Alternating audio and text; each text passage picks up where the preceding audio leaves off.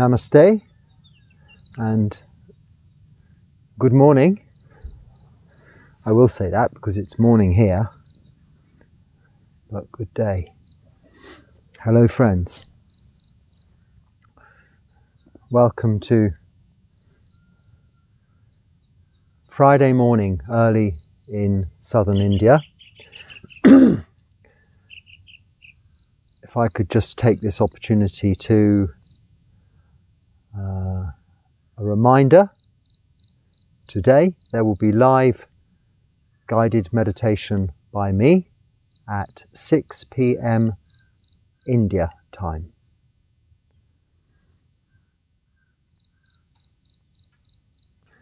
So that's after evening puja, chanting in Pali and English.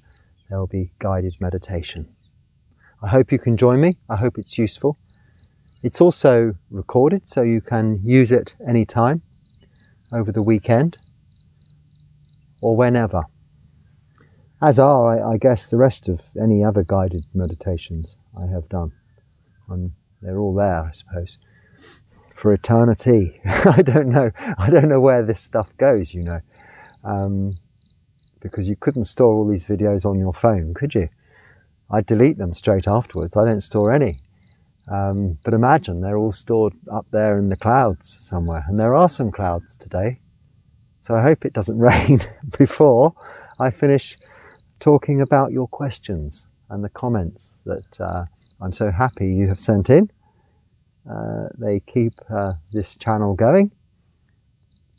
I'm sure I could find plenty to talk about, but the point being, the things I talk about are specific to the nature of the audience, specific to the people I'm addressing, I hope, because I would imagine that your comments, the questions, although only a small percentage of people do write in, they are probably representative of a large proportion of the people watching.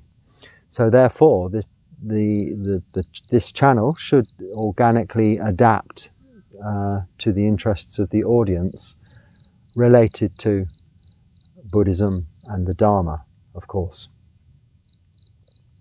That's the idea anyway. Let's begin.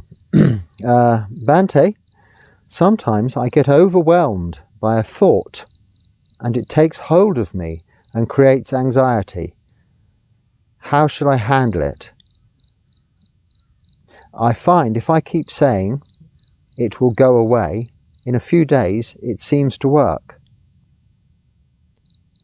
In a few days, okay, overwhelmed by a thought, it takes hold of me and creates anxiety. No, it doesn't. Nothing's taking hold of you.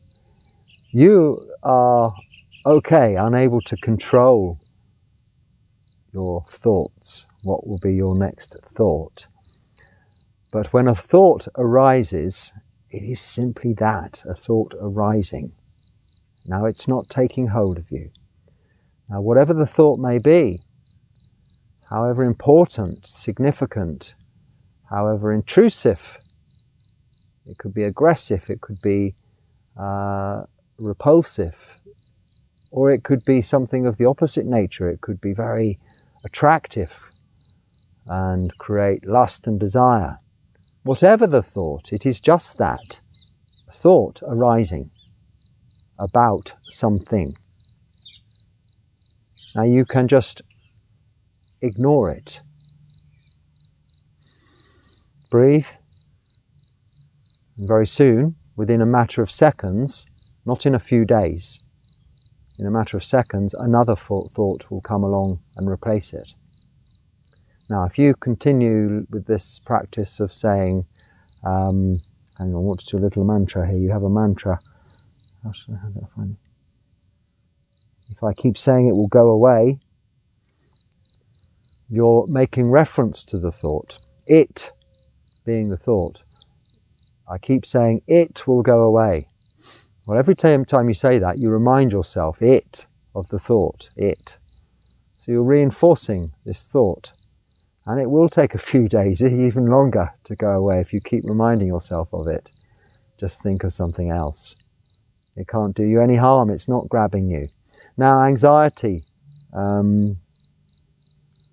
creates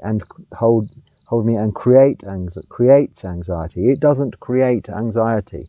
It is a thought arising, staying a while. It will pass away. The anxiety we create ourselves by worrying about the thought. Now, what are we worrying about this thought? Whatever the thought may be, it cannot affect this present moment. Any concerns, worries about the thought are based on comparison. I'm not setting fire to myself, have I? No. Comparison to the past or expectations of the future. By that I mean, you might have a thought about something and think, oh, well, it's much worse now than it was in the past. Or it's much better now than it was in the past. Or you may have a thought that arises and think, oh no, now I expect it's all going to go horribly wrong now from now on and into the future. And oh, this means I've got this thought, that means it's related to this is going to be really painful. When is that? That's in the future, isn't it? Or it could be, oh, wow, this thought's arised, oh, I can't wait now, that's going to be so enjoyable. In the future, expectations. Now, memories, thoughts of the past are that, memories, unreliable. And also we cannot go back to the past. So there's no use comparing anything to the past. And there's certainly no point building expectations built on those comparisons in the past about this thought arising in the moment about the future. Because, as we know, expectations are imagination, that's all. They may not, they will not probably come to fruition. So you should dismiss this thought. Now, it's easier said than done, I know. It could be very intrusive, very aggressive. This isn't even relating to when you're in meditation specifically, but regardless, in meditation, at least we're in a position better placed to really analyze the thought. Not analyze it, see the thought that it is just that, a thought arising that will stay and pass away. But when it's intruding in our day-to-day activities, then you can divert your attention quite easily by doing something else, concentrating on the work in hand, what you're supposed to be doing, dismissing it. If you need to, you can label it. This is a thought arising. It is a thought of desire, or it is a thought of aversion. Either way, it's one or the other, and any anxiety, any concerns, any procrastination, so extending the life of this thought, is based on memories of the past, comparison to the past, imagination of the future, expectations of the future. Know that, and then you know how to end this thought straight away, not in a few days. What did I say in my written answer? Anything different? Well, I did go more into depth about the anxiety, and this isn't quite relevant to the question. I've covered that as it doesn't deserve much more than that. This anxiety is very, in this situation, self-created, really out of thin air, out of nothing. It's a bubble. It will burst like that, it will go. But if it's really getting to you, the problem is with going too deep into the anxiety, you're again reinforcing its cause, the thought in the first place. You're thinking about the thought, it. You're reminding yourself of it. Now don't, but with all situations regarding anxiety, so generally speaking, as opposed to the specific question, find it in the body. Where is it? What is it? We call it anxiety, but what is it? It's a feeling, isn't it? It's a bodily feeling. And what is this meditation object? The breath. It's in the body. It's a bodily feeling. It's in the present moment. The feeling of anxiety is in the present moment. And this feeling, we don't like it. So what do? We associate it, we understand what it is, it's anxiety, by our relation to the same feeling we've had previously, so in the past. We're comparing it to the past. We might also compare it to a time in the past when we were less able to deal with it, having not practiced the Dharma, having not practiced meditation, having not ever really understood anxiety for what it is, its very temporary nature. Not understanding that, it can become quite established in you, and anxiety can last quite a long time.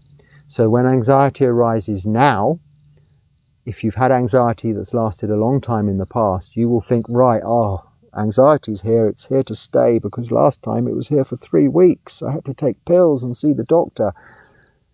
That's no good, is it? You are not then. It's not the past. No comparison to the past. It's just memory, which is unreliable. Now is anxiety arising in this moment. Totally bring your awareness into the body. Where is it? What is it? Well, it's just a kind of feeling around here, isn't it? We can call it butterflies, nervousness in the body. It can also manifest in sweaty palms, armpits, forehead, a little sweating going on. Even some tension in the muscles, in the neck, in the face, around the eyes, the jaw clenching, gritting your teeth. Really, just sit and meditate for a moment or two. As soon as you detect any signs of anxiety, sit down. Yesterday I was walking past and I just sat down there and meditated for over an hour. I actually recorded it because I had the phone in my hand for no reason other than an example of what you can do. Now, not for an hour, but for a few minutes. Just sit down somewhere comfortable, close your eyes, bring your awareness to the breath, and really experience what anxiety is in reality, not compared to the past, and not where you expect it to turn into the future. What it is right now, here in this moment. And what it is just a funny little feeling in your solar plexus, but sort of the diaphragm area, not in the tummy, not in the chest. It's a combination, really, physically, of some chemical hormonal production in the gut and a slightly increased heart rate, a slightly increased respiration rate, breathing, which creates a sort of a central torso feeling of fluttering. It's only that, a physical bit of fluttering. Why? Because you're thinking about something. Well, don't think about it. It hasn't happened yet. It might not happen. If it happened in the past, it's gone. Nothing you can do about it. Anxiety isn't based on this breath, here, right now, is it? So be here, right now. Meditate for a moment. If you can meditate for an hour or so, then do that. Anxiety will be a thing of the past, and next time it arises, it'll be just something interesting. Oh, this is anxiety. Now, associate it with something. What's brought it on? What have I either seen, heard, smelt, tasted, touched? Something's brought back a memory or brought back an expectation of the past. A comparison or imagination. Nothing real, is it? A bubble. Pop it. It's gone. Breathe. Enjoy. And you're back in the moment where nothing is wrong. This moment's always good. And the moment can last if you meditate. Moments are microseconds. They're not actually moments in time. They flow. It's a flow. Yes.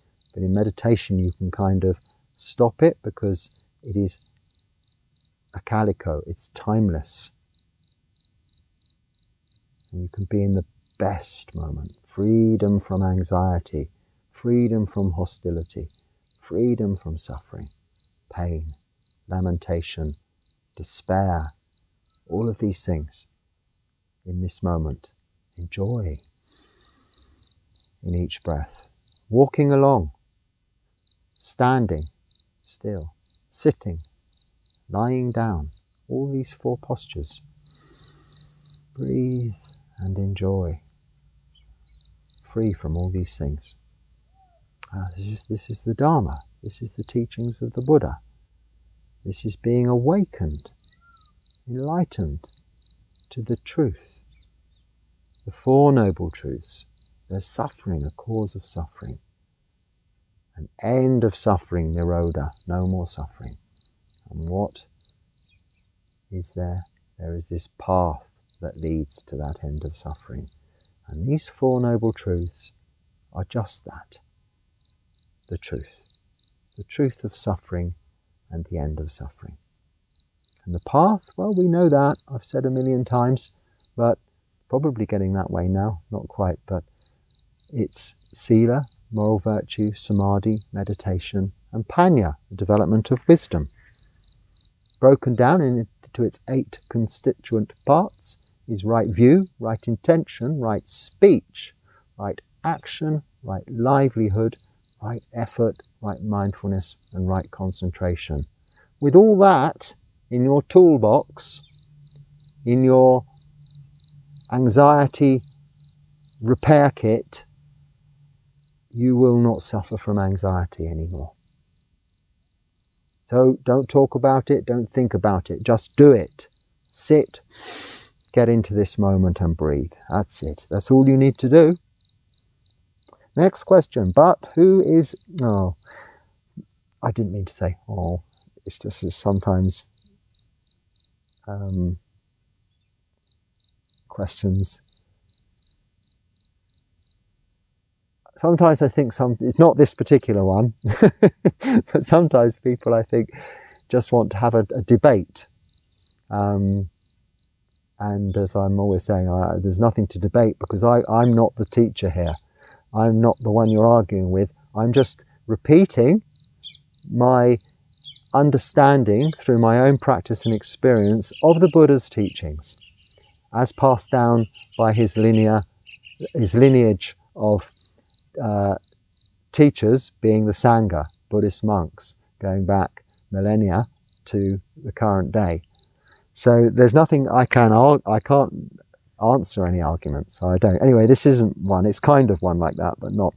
But who is actually drawing the line of what is allowed and what is not? Why coffee is and cocaine not?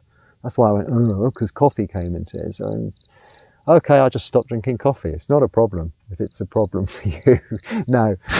Right, who is actually drawing the line of what is allowed and what is not? No one. No one is drawing any line of what is allowed and what is not. You can do whatever you want. Go and do it. If you want to break the law even, you can do it.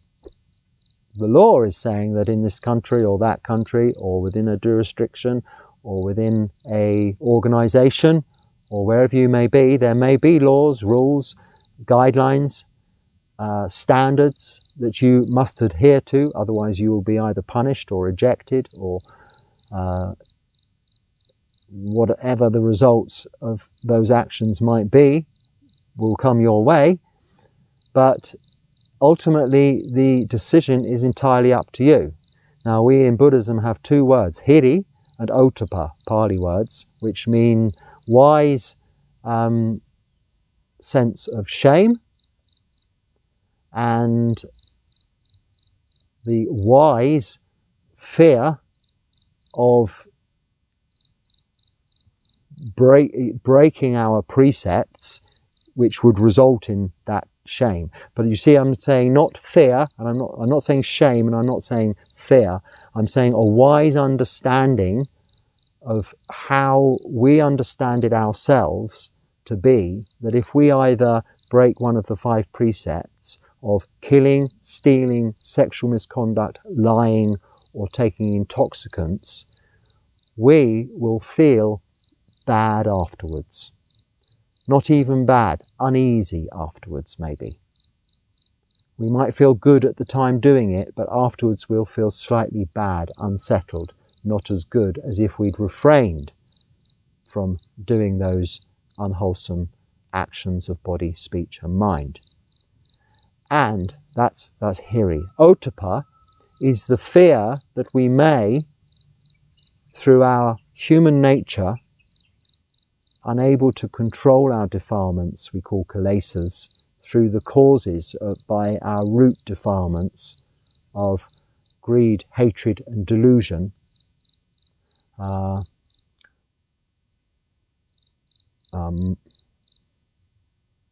moha, dosa, loma, then the Pali words, then we drawn into a situation where we break one of those precepts, we fear that, but wisely. We don't go around constantly fearing the law. We wisely understand. Now this hiri and ottappa then act as protection, guardian angels, protection, because they're always with us. You'll see them outside represented as statues, outside temple doors sometimes, because they guard the doors. They're also guarding our sense doors, like bouncers in a nightclub, of what we're looking at, listening to, smelling, tasting and touching, in order that we're not stimulating our root defilements of greed, hatred and delusion, or desires, unwholesome desires, further to lead us into the temptation to make those bad or unwholesome actions of body, speech and mind. But ultimately the decision is mine, up to me. So if I decide I want to take cocaine this afternoon, I can do that. That's not a problem. No one is telling me. It's against the law, I should imagine, even here. I don't know. But the chances are you could probably get away with it. But why I won't do that is because I have hiri and ottappa protecting me from that. Knowing if I take intoxicants, then... Now, you're drawing a bit of an annoyingly complicated example here, I think on purpose, using coffee with cocaine. I'm not necessarily qualified enough to, or maybe I am,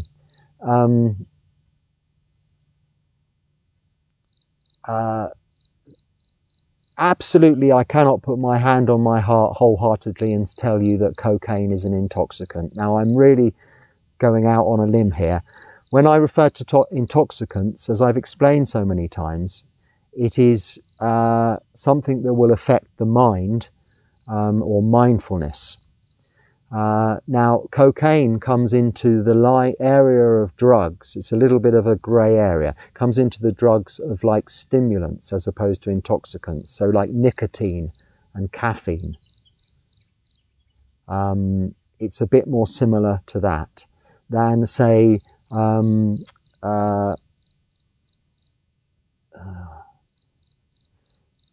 whatever it is in cannabis or marijuana, or whatever it is in alcohol. Well, alcohol is its own thing, isn't it? That dulls the mind and affects the mind that way and can lead you into breaking the other 4 precepts. This is how we look at it. But really, do we need to have this debate? This is my question to everybody who wants to continually ask this question. Can you not make this decision for yourself? Someone's asking me, who's making these rules? Who's saying what's allowed, what's allowed? No one. The Buddha set out some guidelines. Follow them or don't. It's your choice. Now, through over 2,566 years, it's been proven through actual experience that the only way to follow this path is to keep sila, which includes not taking intoxicants as defined, not by me, but as defined by the Buddha's teachings. We even say in the precepts, taking of the 5th precepts, in the English translations, taking of intoxicants that will lead to dullness and heedlessness. So a lack of mindfulness. It doesn't say that include cocaine, alcohol, heroin, marijuana. It doesn't specify. It leaves it up to you to make your own judgment. And I would imagine anybody who has the wherewithal, ability, the cognitive facilities to be able to turn on this video, even push the app button to log into YouTube on whatever device, also has the ability to know whether it's a good idea to do something or not. We call it common sense. Yes? So, without getting into the whole debate of coffee, is it bad, is it good? Cocaine, is it bad, is it good? That's my answer. It's up to you. Some people could have a cup of coffee and they'd be whizzing all over the place, just like as if somebody had a snort, or whatever you'd call it, of cocaine. Whereas other people can drink coffee all day long and it not affect them. The same will probably go for cocaine. Some could have one snort and it could probably make them have a cardiac arrest. Others are addicted and continually having it. Now, there is also the question of addiction with anything, but that is nothing to do with the fifth precept in terms of intoxication. Addiction is a whole other area. What we're trying to establish in this practice here is to become free from suffering in this lifetime, which results in the erosion of these unwholesome desires. In fact, we're trying to get rid of, to be free from, the addiction to life itself, let alone the myriad of substances one could be addicted to in the meantime. Now, people are addicted these days to their smartphones, I would say, more than anything else.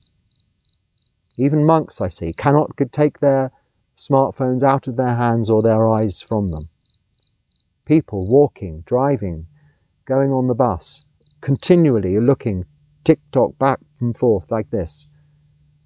Now, this is not chemical, hormonal. It's purely working on, it's psychological, but it's purely working on this whole desire of seeing, experiencing, hearing what you want to, and you have choice all of the time, so you are wanting more and more and more. You'll see it if you go on, well, you probably do. I rarely go out in public or on the bus, but when I do, it's shocking. Shocking, I find it, to see. Everybody is on the bus, even if they're hanging just with one hand on a bus with thousands of people as they are here, and it's just hard enough to stand on the bus, they've still got their phone like this. And they don't even bother with earphones here. They don't care. It's as loud as everything can be, so everybody can hear what they're TikToking around about. I think sometimes I hope I don't come up on there, but I'm sure I wouldn't. But it's up to us. So in answer to your question, who is actually drawing the line of what is allowed and what is not? No one. It's up to you. You use common sense and you draw your own line. I can only make recommendations based on the recommendations I follow from the Buddha's teachings. And why coffee is and cocaine not? Why coffee is allowed and cocaine is not allowed. I think cocaine, because it's illegal, is not allowed. And as I say, I don't have the knowledge to say that a tiny little bit of cocaine isn't much the same as a lot of coffee. I would say coffee is just a watered down, don't quote me on this, is a watered down version of cocaine. So you've picked a red rag to a bull example there. You know I'm a coffee lover. I'm living in southern India where they produce very beautiful coffee. If you go to SADHGURU's, one of the most famous teachers, gurus, guru means teacher, well known in the world via this medium, YouTube, and many other mediums I would imagine, but I don't look at anything else, so I don't know.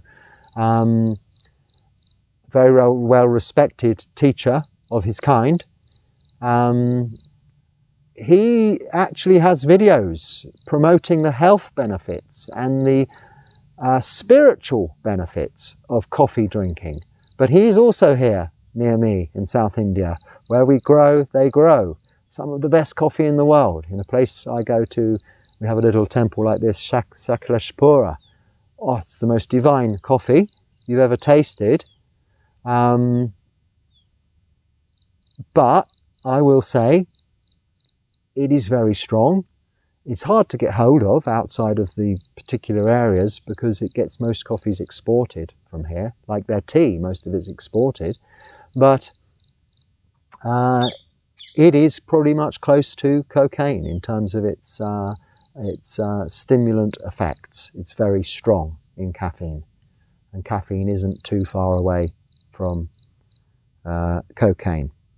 But also on that subject, molecularly, sugar is almost identical to the molecular components of alcohol, and alcohol comes from sugar. So sugar is as addictive and can be as alcohol. But it's the same comparison as coffee and cocaine.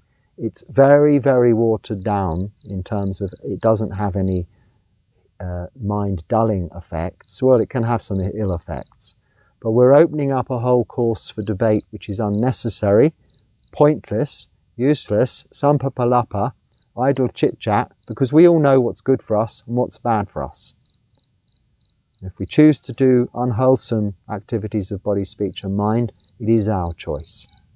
If we choose to do good, wholesome acts of body, speech and mind, it's our choice.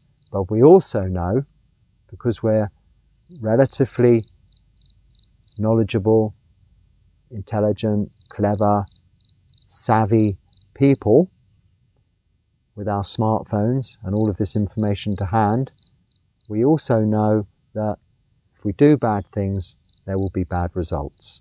We don't have to be spiritual, we don't have to be Buddhists to understand karma, which means actions. We don't have to be even clever to know that if we do something bad, the likelihood is the results ultimately for ourselves will also be bad. So we use our own view on this. And when you say why is coffee and why is cocaine not, well, they're not defined, as I say, in the intoxicants. It's common sense that makes me drink coffee and not cocaine. Now, I do drink, I suppose, quite a bit of coffee maybe compared to someone who doesn't drink coffee at all, but I only drink coffee like most normal people do, in the morning you have a cup of coffee, maybe I'll have a couple more cups of coffee throughout the day. And sometimes if you're Nisachik, which is one of the 13 Dhutanka practices, Nesachik is the Pali word, for staying up all night, the sitters practice, where we don't lay down. We want to really keep ourselves awake. Now you could say, oh well, roll up a £50 note and snort some cocaine. Well, it would keep you awake, but would you maintain heedfulness in your practice? Knowing that you've broken the law to begin with, it's not just the breaking of the law in principle, it's the people in the chain leading up to the purchase of an illegal product. You must always remember, whenever something's a little bit iffy, even when, watching porn, for instance, you can say, well, it's not doing anyone any harm. You're just looking at something on your phone, a picture, seeing and hearing. Well, not really. Why is that person on the other side of the camera? What led up to that? Even if they are there out of absolute choice, what circles are they mixing in? You take it back to the lowest common denominator, the initial cause. It's never going to be good. Some people, many people, have been harmed along the way. So this cocaine does not get onto your fingertip or wherever you put it, just like that. Many people have been harmed along the way. You could say the same with palm oil in Pali G biscuits, for instance, or palm oil in digestive biscuits in the UK. But not so many, because governments don't consider those illegal products, so they monitor the production. But illegal products, the production is not monitored. It couldn't be. So, therefore, it is another act of unwholesomeness by facilitating its continuation. So that's one reason I would say there's a big difference between those two substances. Oh, I'd like a cup of coffee now. But you see, the thing is, this is the point. What we're trying to get rid of or reduce are these desires, tanha, Not good desires, chanda, which is the desire to practice meditation, the desire to develop our wholesome mind states, the desire to keep the moral precepts, the desire to offer dana, give to good causes, the desire to be kind and help people. This is chanda.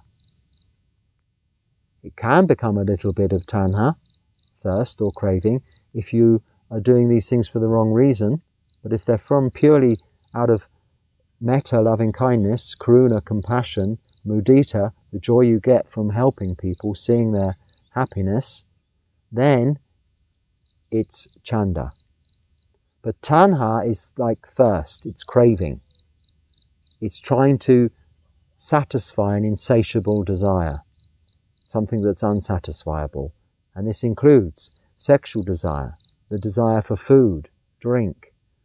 And then when you employ or include intoxicants into those, especially of an addictive nature, it creates other feelings of temporary goodness which you want to repeat. But each time you repeat them, they have less effect, just to a small degree. So each time you feel the need for a little bit more, and gradually your consumption of the addictive substance or action you are doing increases until it overtakes you, overwhelms you, to use an earlier used phrase, to an extent by you are the slave to that craving, tanha, that thirst, tanha, that unwholesome desire. As we are the slaves to the addiction, tanha, to this life, which is why we are to experience rebirth again and again and again, until we understand this and are able to eradicate it through this practice. What did I say in my written answer?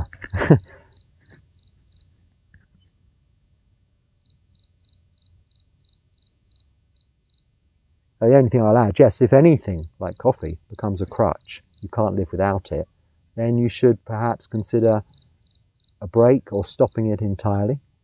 I mean, I'm in not a coffee drinking country, so sometimes I can go for weeks or days, but often there's weeks where I don't have any coffee at all. It's not easy to get hold of coffee here. I'm in a big city, and even so, I've managed to source some good coffee, decent coffee. Otherwise, the coffee, I wouldn't just drink any coffee, because the coffee here is by, what's grown here is the best coffee in the world, but what you can buy in a little chai shop here, in one of these little, where they sell their pan tobacco, their pan chewing stuff, it's betel nut they chew, another sort of addiction thing. Nothing illegal about it, it's like cigarettes and nicotine, but it's ultimately unhealthy. But you are increasing that, you're feeding fuel to that fire of desire continually. Whereas what we should be doing is always cooling. Nibbana, our ultimate goal, is translated literally as cooling. It means to describe when they had boiled the milk, they'd take it off the stove and they'd let it nibbana, which means settle and cool before consuming it. This is nibbana, and this is what we're doing with our desires. So if you find that you cannot live without your cup of tea or your cup of coffee, then that is something you address. Because if you can't give up your coffee, you certainly won't be able to give up clinging to life itself. Yes? So, I think we've done that one to death, haven't we? Let's get on with the next question. And then I think I might have run out of time. Hi Phra Dan. Hi Phra Dan. I was wondering, since you're a travelling monk, would you ever consider coming back to the UK for a temporary period? Maybe stay at the Theravada Buddhist Monastery so I could come and visit. Many people from the UK watches your channel, it would be nice. And then someone else saying the same. Thank you. Well, that's very nice of you to say that. And yes, I will inevitably return to the UK in due course when the need arises. I don't just go there to visit, because my family know where I am. I can speak to them if necessary, which isn't often, but I could. They know how to contact me if there is a family emergency. If someone's sick, dying, or dies, as is inevitable, they're all getting older, then I would return for a short while, as is necessary, and then actually I would probably stay either at my mother's house. It's the one place monks are allowed to stay, other than a monastery under a tree in a cave in the open air in an empty hut. We can't stay in hotels, we can't just stay in B&Bs or guest houses, these places. We have to stay in appropriate accommodation for bhikkhus. So that, in terms of me when I'm in the UK, would be my mother's house. We're allowed to stay under the roof of our mother. No one else, just our mother. Or a lay person, but for no more than 3 nights in a row. So there are these things that are allowed and not allowed, okay, as in before. No, guidelines for our own protection of our practice, you see. If we're in hotels, we're just sharing the same roof, the same building as lots of couples, married couples, women, children. It isn't appropriate for a bhikkhu, a celibate bhikkhu. You know, these sexual scandals you hear about in religions, if you are unable to ever be in those situations where it could occur, for instance, I'm never allowed to be in the company of a woman alone. She has to be accompanied by a number of other people. And technically, it's a number of other men. But I do appreciate in this day and age that that should include a number of other women. And I think to be really safe, it should be both, you know.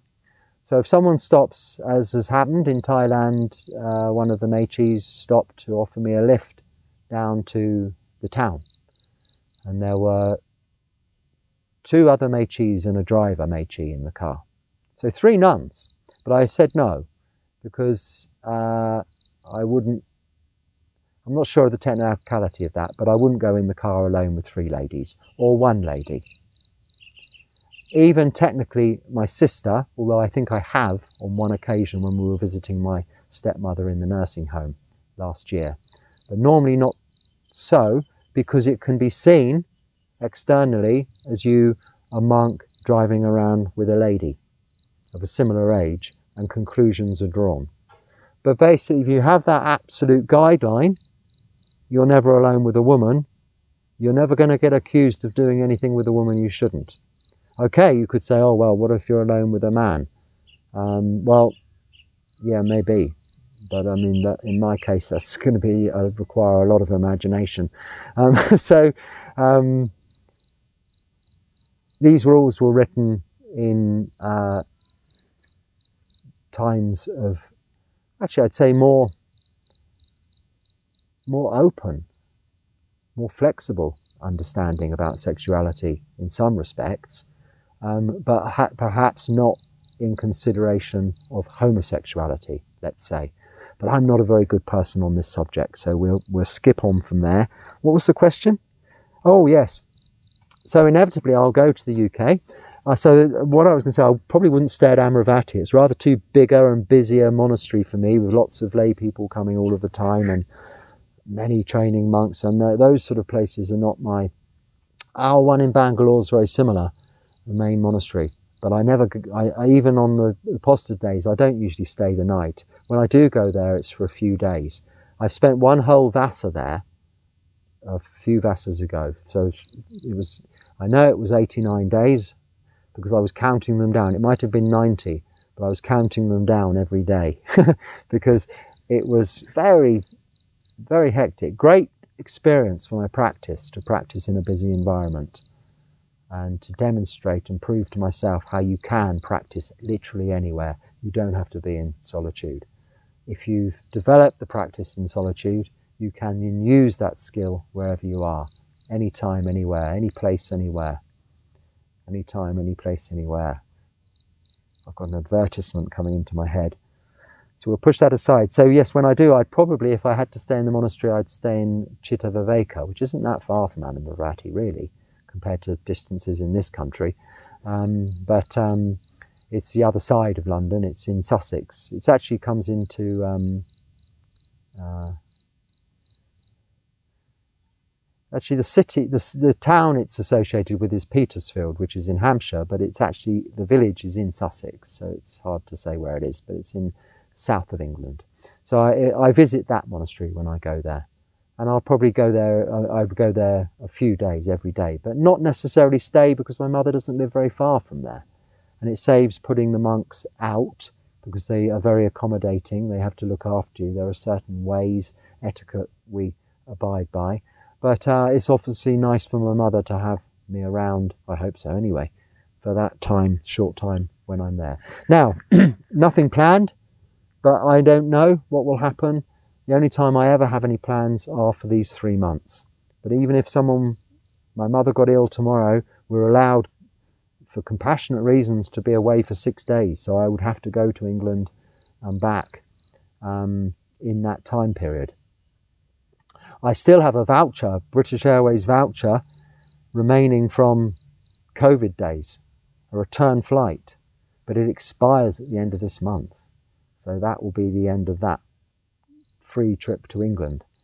I couldn't use it on my last trip because prices were too high for it to have covered the cost. So I had to go by cheaper airline. But now it would facilitate me getting there, but of course that's now still in the Vasa, and I wouldn't be able to get back in time. So that's that ticket gone to waste, really. But there we are. I'm happy to be here. And I will let everybody know where I'm going next. I'll keep you always informed of that via this medium.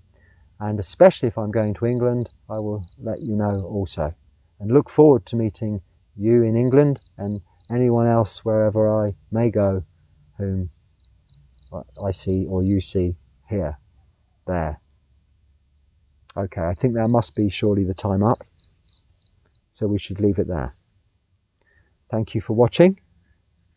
I hope there is something useful in something I've said or in any of the comments I've read out to you. And if there is, please use it. If not, then don't let it bother you, worry you, don't think about it, just let it go. Thank you for watching.